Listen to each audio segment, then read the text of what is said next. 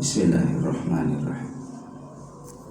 Assalamualaikum warahmatullahi wabarakatuh. Alhamdulillahi rabbil alamin. Wassalatu wassalamu ala rasulillah Muhammad ibn Abdillah. La hawla wa la quwwata illa billah. Asyhadu an la ilaha illallah al-malikul haqqul mubin. Muhammadur Rasulullah Shadiqul wa'dil amin. Allahumma salli wa sallim ala Muhammad wa ala alihi wa sahbihi ajma'in. Qala Allah Ta'ala fi kitabihil karim. Bismillahirrahmanirrahim. Inna Allaha ma'al ladzina taqaw wal ladzina hum muhsinun. Wa qala ta'ala aydan fi ayatil ukhra. Walladzina jahadu fina lanahdiyanahum subulana wa innallaha lama'al muhsinin. Wa qala Nabi sallallahu alaihi wasallam, inna Rajaba syahrullah wa Sya'bana syahri wa Ramadana syahri ummati. Sadaqallah sadaqa Rasulillah sallallahu alaihi wasallam. Allahumma barik lana fi Rajab wa Sya'ban wa ballighna Ramadan waghfir lana dhunubana wa hassin maqasidana bi rahmatika ya arhamar rahimin walhamdulillahi rabbil alamin. Ketua kami yang saya muliakan, juga para orang tua, para setid, para hujaj yang insyaallah senantiasa dirahmati oleh Allah Subhanahu wa ta'ala. Tidak bosan-bosannya kita selalu memanjatkan puja-puji serta syukur kepada Allah, karena kita masih diberikan nikmat iman, nikmat amal soleh, nikmat bisa beribadah kepada Allah. Semoga nikmat ini terus kita jaga dan terus kita mohon kepada Allah agar hidup senantiasa dalam kondisi iman. Ahyina bil iman wa amitna bil iman. Wafat dalam keadaan iman, wahsurna bil iman. Nanti dikumpulkan di padang mahsyar dalam keadaan iman. Wadkhilna jannata, dan Allah memasukkan kita ke dalam surga bil iman, dengan iman. Sehingga jemaah yang dimuliakan oleh Allah Subhanahu wa ta'ala, di dalam Al-Quran surah Al-Baqarah itu di ayat yang kedua setelah Alif Lam Mim, dzalikal kitab la raiba fihi hudan lil muttaqin, dilanjutkan ayat ketiganya, alladzina yu'minuna bil ghaibi wa yuqimuna sholata wa mimma razaqnahum yunfiqun.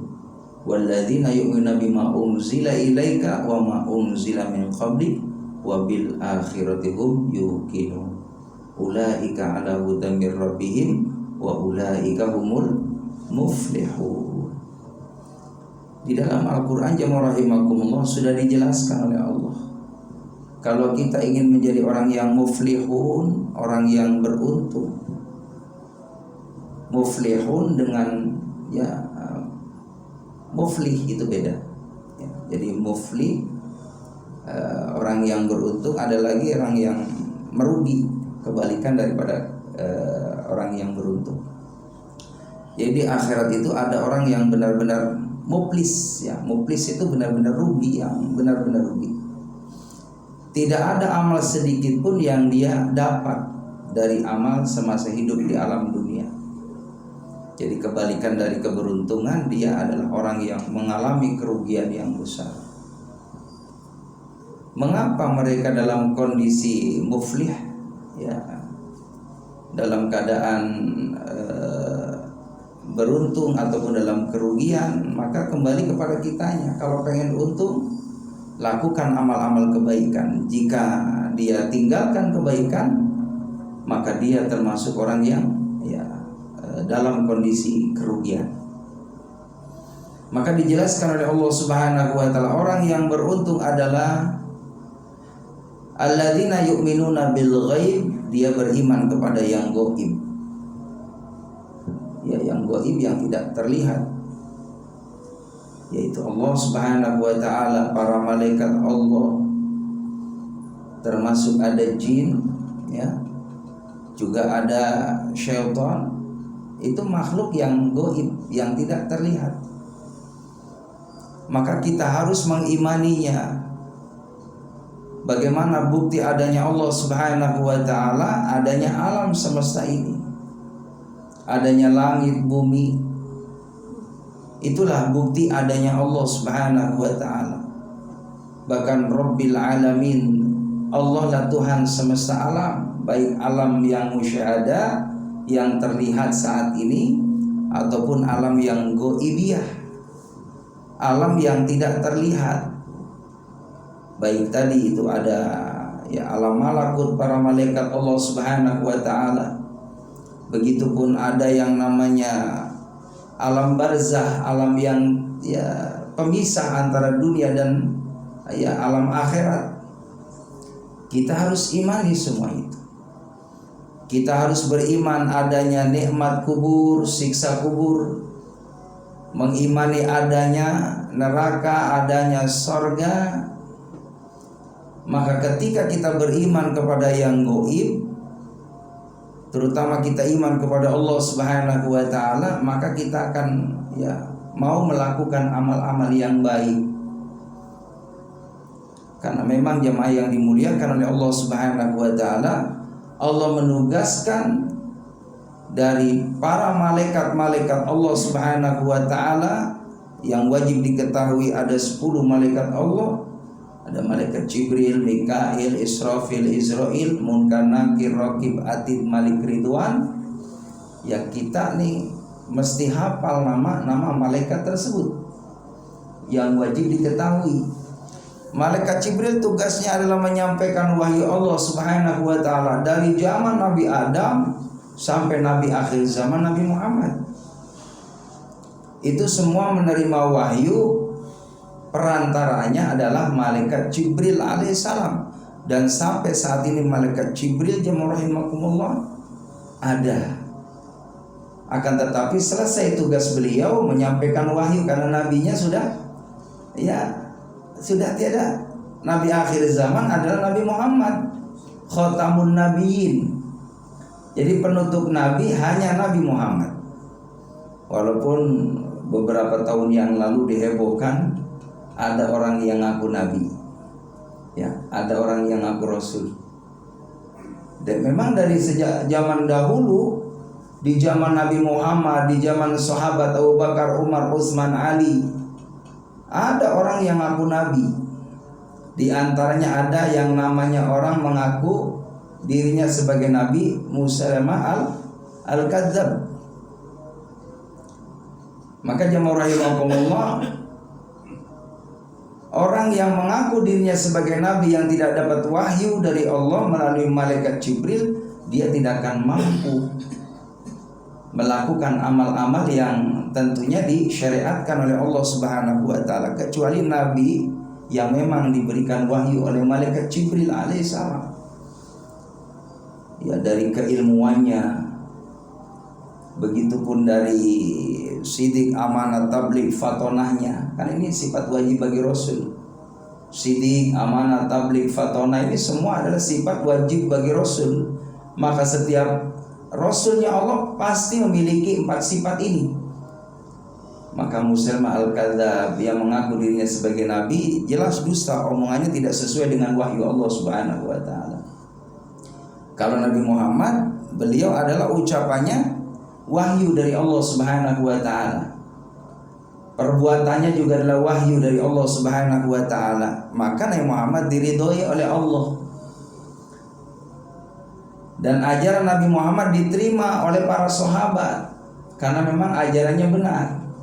Nabi Muhammad mengajarkan bagaimana pentingnya ibadah kepada Allah, beriman kepada Allah, lalu melakukan ibadah ya sesuai dengan apa yang diperintahkan oleh Allah, di antaranya sholat 5 waktu. Begitupun saum di bulan Ramadan ketika dia mampu membayar zakat, ketika dia mampu dia menunaikan ibadah haji dan umroh. Begitupun perintah-perintah yang lainnya kaitannya ya hablum minallah, hubungan hamba dengan Allah ataupun hubungan sesama makhluk Allah Subhanahu wa taala, itu semua diajarkan oleh Nabi kita Muhammad SAW. Pentingnya saling menghormati, saling menghargai, semua dijabarkan dalam Al-Quran dan hadis-hadis Nabi kita Muhammad SAW. Sehingga jamaah rahimakumullah benar dirasakan oleh para sahabat. Kalau tadi jamaah rahimakumullah Musailamah al-Kadzdzab itu jelas dia tidak dapat wahyu dari Allah. Jadi wahyu itu adalah orang-orang yang dipilih oleh Allah, baik para nabi ataupun rasulnya Allah Subhanahu wa taala. Hadirin jamaah yang dimuliakan oleh Allah Subhanahu wa taala. Walladzina yu'minuna bil ghaibi yuqimunas sholata, lalu mendirikan salat, menegakkan salat. Di antaranya jamaah rahimakumullah kemuliaan bulan ini, alhamdulillah kita masih diberikan keberkahan oleh Allah sampai umur kita di bulan Rajab, mudah-mudahan sampai pula bulan Sya'ban, ketemu lagi bulan Ramadan, amin ya rabbal alamin. Di bulan Rajab ini jamaah rahimakumullah di antaranya adalah bulan bagaimana Allah Subhanahu wa taala perintahkan kepada manusia untuk melaksanakan ibadah sholat. Maka kalau kita lihat dari hadis Nabi Muhammad, shollu kama ra'aitumuni usolli, sholatlah sebagaimana engkau melihat aku sholat, kata Nabi. Maka sholatnya Nabi kita Muhammad SAW adalah tadi perintah dari Allah Subhanahu wa taala dan wahyu dari Allah Subhanahu wa taala, sehingga gerakannya pun juga itu diajarkan oleh Allah. Enggak sembarangan hadirin. Kalau dalam suatu riwayat itu Nabi Muhammad beliau melihat di setiap langit, karena memang Nabi melalui tahapan 7 langit, Pak. Langit pertama ketemu dengan Nabi Adam, terus lagi ketemu dengan Nabi Idris, Nabi Yusuf.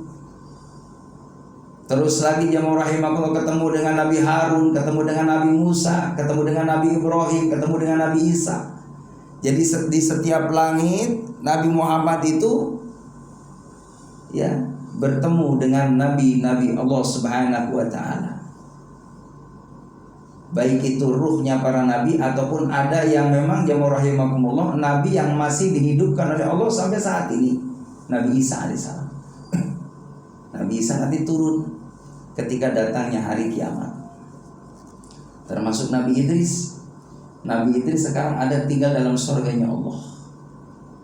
Nah, kalau di bumi ini jamaah rahimakumullah ada 2 nabi yang masih hidup, Nabi Ilyas dan Nabi Khidir alaihissalam. Hadirin jamaah yang dimuliakan oleh Allah Subhanahu wa taala. Maka ketika Nabi kita Muhammad sallallahu alaihi wasallam beliau menembus langit pertama sampai langit ke-7 sampai ke Sidratil Muntaha, lalu Allah perintahkan kepada Nabi Muhammad untuk melaksanakan sholat 5 waktu sehari semalam. Lalu dibawa oleh Rasulullah, disampaikan oleh Nabi Muhammad kepada para sahabat. Di antaranya pertama kali ketika Nabi Muhammad selesai Mi'raj ketemu dengan sahabat Abu Bakar. Lalu Nabi Muhammad cerita kepada sahabat Abu Bakar, "Ya Abu Bakar, aku telah melaksanakan Isra Mi'raj." Maka kata sahabat Abu Bakar, "Apa yang kau katakan, aku meyakini dan mengimani semua itu." Makanya sahabat Abu Bakar itu dikasih gelar sama Rasulullah As-Siddiq, orang yang memang selalu membetulkan, membenarkan apa yang diucapkan oleh Nabi, selalu membetulkan, membenarkan. Karena Nabi nggak pernah bohong. Siddiq, amanah, tabligh, fatwa. Maka jemaah yang dimuliakan oleh Allah Subhanahu wa taala, sehingga para sahabat pun mengikuti bagaimana kaifiat cara sholatnya Nabi Muhammad sallallahu alaihi wasallam. Di samping tadi dalam suatu riwayat, dalam setiap langit itu ada Nabi menjumpai malaikat yang sedang berdiri. Di langit berikutnya ada malaikat yang sedang ruku. Jadi malaikat itu jamaah rahimakumullah, kalau memang dia ditugaskan oleh Allah untuk berdiri dan berzikir kepada Allah sampai hari kiamat, tugasnya selalu berdiri dan berzikir kepada Allah. Ada yang tugasnya ruku malaikat sampai hari kiamat. ada yang tugasnya sujud, ada yang tugasnya ya duduk antara dua sujud. Dan kaifiat yang Nabi lakukan dalam sholat itu semua gerakan-gerakan para malaikat Allah Subhanahu wa taala. Lalu dipraktekanlah dalam kaifiat sholat. Maka jemaah yang dimuliakan oleh Allah Subhanahu wa taala, sehingga Nabi sampaikan, sholatlah sebagaimana engkau melihat aku sholat. Dan tentunya rakaatnya pun juga itu adalah perintah dari Allah Subhanahu wa taala dalam bilangan sholatnya. Ada waktu zuhur 4 rakaat, asar 4 rakaat, maghrib 3 rakaat, ya, isya 4 rakaat, subuh 2 rakaat. Ini semuanya adalah wahyu dari Allah Subhanahu wa taala. Enggak semaunya Nabi Muhammad. Maka jemaah yang dimuliakan oleh Allah Subhanahu wa taala, dan kita tidak boleh menambah atau mengurangi rakaat tersebut. Ya, mentang-mentang kita sholat di rumah nggak ada orang gitu kan, isanya disingkat aja 3 aja gitu. Ngorupsi rakaat. Padahal yang rahimakumullah, masya Allah, di dalam sholat itu ada ya ilmu yang kita dapat. Pesan moralnya bagaimana melatih kita menjadi orang yang jujur, tidak korupsi rakaat. Ada orang, nggak ada orang, ya tetap kalau isya 4 rakaat, kalau subuh 2 rakaat, semalas apapun tetap kita memang 2 rakaat kalau subuh. Begitupun sholat-sholat berikutnya. Maka jemaah rahimakumullah, saking pentingnya yang namanya sholat, karena memang sholat itu adalah komunikasi hamba dengan Allah, maka Nabi berangkat melaksanakan Mi'raj ke langit berjumpa dengan Allah. Maka dibalik daripada ya hikmahnya, bagaimana seorang hamba dia akan bisa berkomunikasi dengan Allah. Caranya kalau langsung ketemu dengan Allah tidak akan mampu. Tidak akan mampu kalau tidak ya orang yang dipilih oleh Allah. Dan dalam satu riwayat, hanya Nabi Muhammad saja yang bisa Isra Mi'raj. Kalau nabi-nabi yang lain gak bisa. Jangankan jemaah rahimakumullah mau naik ke atas langit, mau ketemu sama Allah. Nabi Musa aja ketika di Bukit Tursina pengen ketemu sama Allah, lihat ke belakang baru kena cahaya saja sudah pingsan, karena gak mampu melihat zatnya Allah. Kita ini gak bisa. Maka jemaah yang dimuliakan oleh Allah Subhanahu wa taala, maka ya dibalik makna peristiwa Mi'raj itu, bagaimana seorang hamba ingin berdialog dengan Allah Subhanahu wa taala melalui ibadah sholat, baik itu sholat fardu ataupun sholat sunnah. Jadi yang jelas yang dimuliakan oleh Allah Subhanahu wa taala, ketika kita sedang ibadah sholat, ini hamba sedang berkomunikasi dengan Allah, sedang berdialog dengan Allah. Maka dari banyaknya ibadah, hanya satu ibadah yang istimewa dari sekian banyak ibadah, hanya ibadah sholat yang tidak bisa diwakilkan. Mohon maaf ya rahimakumullah, kalau kita nih mohon maaf masuk di bulan Ramadan, kita nggak mampu ya kan puasa, bisa nanti diqodho, bisa diqodho dengan syarat satu, orang yang boleh tidak puasa satu sakit. Itu pun sakitnya melalui medis, periksa dulu ke dokter, ya kan, kata dokter, ini Pak jangan puasa dulu ya Pak ya, ini Bapak mahnya ini lagi kronis ini, jangan puasa. Kalau kata dokter emang benar tuh menurut penelitian medis ilmunya dokter, maka kita boleh nggak puasa. Dan yang dirasakan kitanya yang periksa ke dokter ngerasain nggak enak, badan panas dingin gitu kan, mual-mual lulu, pusing dan lain sebagainya. Datang ke dokter, kata dokter jangan puasa dulu ya Pak, ini saya periksa dari macam-macam ininya, apalagi sudah diperiksa ya kan darahnya dan sebagainya, Bapak perlu istirahat sehari 2 hari mah. Kalau kata dokter memang Bapak ini sakit, boleh tidak berpuasa, boleh, tapi melalui tadi pemeriksaan dokter. Jangan dirasa-rasa sendiri, rohanya saya nggak kuat ini puasa, buka aja. Ya, emang dasarnya nggak demen puasa itu ya, menjadi buat alasan sakitnya. Jadi orang yang sakit. Lalu yang kedua musafir, orang yang dalam perjalanannya 80 kilo atau 81 kilo. Berarti dari sini ke Semarang ya Pak. Tuh. Tapi naik onta. Naik onta Pak. Jangan naik pesawat 2 jam sampai nggak puasa. Ya kan? Jadi dulu jemaah rahimakumullah, Nabi Muhammad dan para sahabat naik onta ataupun kuda perjalanan 80 kilo. Ya pantas dari sini ke Semarang kalau naik kuda mah Pak sampai sana maghrib. Ya kan? Begitu. Jadi memang jemaah rahimakumullah dengan syarat tadi memang benar-benar perjalanannya melelahkan. Melelahkan naik motor gitu kan kalau misalnya mobil macet. Tapi kalau naik pesawat dari sini berangkat jam 8, jam 10 udah sampai Pak. Maka kata Allah dalam Al-Quran, wa antasumu khairul lakum, puasa lebih baik bagimu daripada buka. Tapi kalau memang nggak nahan, ya ada uzur syar'i, ada alasan hukum boleh. Lalu yang ketiga, jamaah rahimakumullah, seseorang boleh tidak berpuasa dalam kondisi sudah tua renta, yang memang kalau dipaksa ini tidak nyaman buat fisiknya, ya usia 90 kali ya. Kalau memang fisiknya udah nggak nyaman gitu, udah bawaannya kudu makan, kudu ngemil gitu kan. Kadang mohon maaf udah usia uzur mah linglung ya. Jadi kalau memang ini orang sudah sepuh, benar-benar sepuh, udah kategorinya uzur, orang tua, benar-benar orang tua, kalau dia tidak kuat lagi berpuasa, ya udah jam 8 udah nanya ke anaknya, mana ini sarapan buat engkong, ini udah lapar banget seadanya, udah aki-aki bener.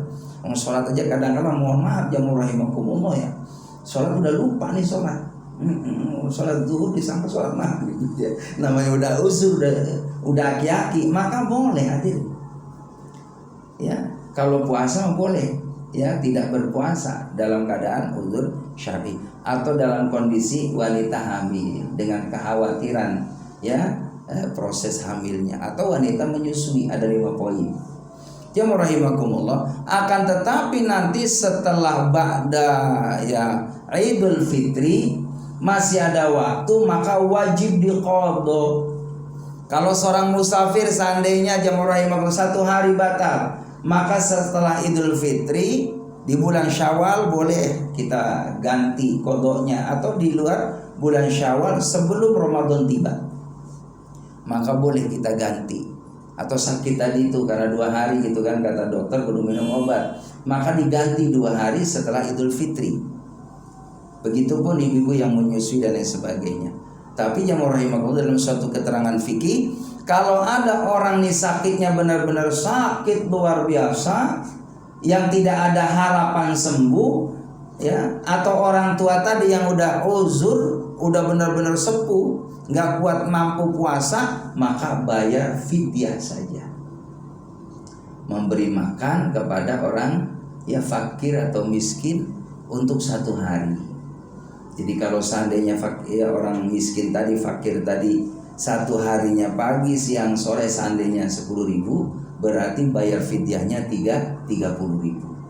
Cukup bagi orang yang sakit tidak ada harapan sembuh, cukup bayar fidyah aja. Mau puasa juga percuma, nggak kuat ya, maka boleh bayar fidyah bagi orang yang sudah lanjut usia atau orang yang sakit yang harapannya untuk sembuh susah untuk menemukan kesembuhan. Hadirin jamaah yang dimuliakan oleh Allah Subhanahu wa taala. Jadi kembali, kalau puasa mah ada rukhsah namanya, ada keringanan. Begitupun kalau seandainya kita mau bayar zakat fitrah, zakat mal, enggak harus kita datang ke amil, boleh nitip, boleh. Niatnya di rumah. Aku niat zakat fitrah untuk diri saya dan keluarga saya karena Allah. Maka seandainya nitip ke tetangga boleh. Nanti yang tetangga tadi ngomong sama Pak Amil, Pak Amil, ini saya bawa zakatnya si fulan, ya mohon diterima. Nanti didoakan sama Pak Amil, jazakumullah bil khair. Begitu. Yang bagusnya ada ijab kabul, afdolnya. Jadi si muzaki itu langsung ke Pak Amil. Itu yang lebih afdol, ada ijab kabul, ada niatnya. Nawaitu an ukhrija zakatal fitri an nafsi fardhalillahi ta'ala. Baru diterima sama Pak Amil, ya jazakumullah, jazakallah bil khair. Jadi boleh diwakilkan kalau zakat. termasuk ibadah haji atau umroh, kalau memang kita nggak mampu selain daripada wukuf. Kalau wukuf dalam kondisi sakit pun tetap harus dibawa ke ke Arafah. Tapi kalau seandainya uzur syar'i, udah sepuh, sakit, seandainya nggak bisa jumroh, boleh nitip ke seseorang yang kita percaya, lalu diniatkan, aku niat ya untuk lempar jumroh karena Allah, aku nitip ke engkau wahai saudaraku.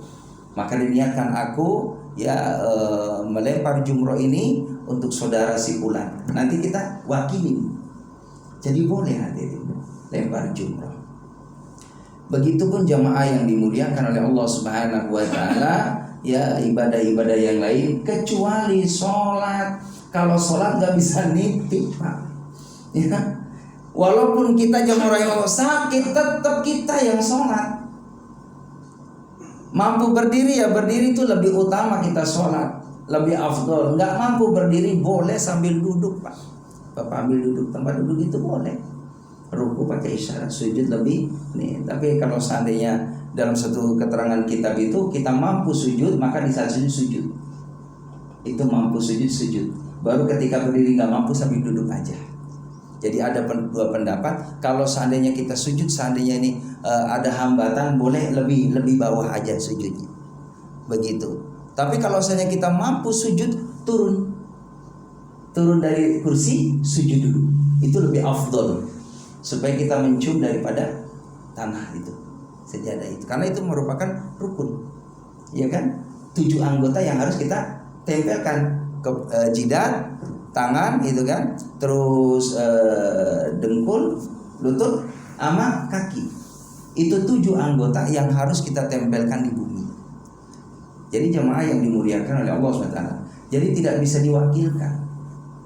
Nggak mampu kita duduk, jemaah rahimakumullah. Sholat saking pentingnya berbaring, menghadap ke arah kiblat sambil sendera atau berbaring, ya rahimakumullah. Ya, nggak mampu pakai isyarat, Pak, pakai isyarat mata. Allah. Berbayangkan kalau kita lagi takbir, lagi ruku, masya Allah, saking pentingnya. Kalau nggak mampu lagi pakai hati, saking pentingnya. Subhanallah, maka sholat itu nggak bisa diwakilkan. Dan sholat ini jamaah rahimakumullah adalah hubungan makhluk dengan Al-Khaliq. Bagaimana seorang hamba tadi ketika dia melakukan ibadah sholat, maka itu adalah identitas seorang muslim kepada Allah Subhanahu wa taala. Karena perbedaan muslim dan kafir adalah pada sholatnya. Maka kalau kita mengaku sebagai muslim, ya tegakkan sholat, ya jaga sholat baik-baik, karena itu sholat adalah hubungan hamba dengan Allah Subhanahu wa taala. Bahkan saking pentingnya sholat jamaah rahimakumullah, nanti di akhirat awwalu ma yuhasabu bihil abdu yaumal qiyamah as-shalah. Pertama kali yang akan dihitung di hadapan Allah dari sekian banyak amal adalah amalan sholat. Apabila sholatnya baik, semua amal yang lainnya beres. Tapi kalau sholatnya ada tidak baik, apalagi dia tinggalkan, maka semua amalnya sia-sia belaka. Maka inilah jamaah rahimakumullah, karunia dari Allah Subhanahu wa taala. Alhamdulillah kita diberikan kemampuan, kekuatan sehingga bisa melakukan ibadah sholat ya dengan baik, apalagi ya sambil berjamaah di musola. Usahakan terus selama kita sehat, selama ada kesempatan waktu, jangan pernah tinggal berjamaah, hadirin. Karena beda orang berjamaah di rumah dengan sholat berjamaah di masjid. Dari keutamaan jalannya udah beda. Dari jalannya kita keluar rumah jamaah rahimakumullah sudah penggugur dosa dari Allah. Dan ya tambahan kebaikan buat kita, tambahan pahala dari Allah Subhanahu wa taala. Bahkan kalau seandainya jamaah rahimakumullah Allah tampakkan pahalanya, orang yang datang ke masjid, orang yang datang ke musola, Allah tampakkan secara zahir, maka dia ingin perjalanannya lebih jauh daripada rumah ke tempat ibadahnya. Kalau diperlihatkan, ya cuman tadi jamaah rahimakumullah, ya yang namanya pahala gaib, dan kita harus yakini bahwa amal ibadah pasti ada balasan dari Allah Subhanahu wa taala. Dan salat berjamaah adalah merupakan amalan Nabi kita Muhammad SAW dan para sahabat. Para sahabat ketika Nabi Muhammad sudah tidak ada tetap mendawamkan berjamaah, tidak pernah putus, ya, karena berjamaah itu tadi adalah amalan yang istimewa.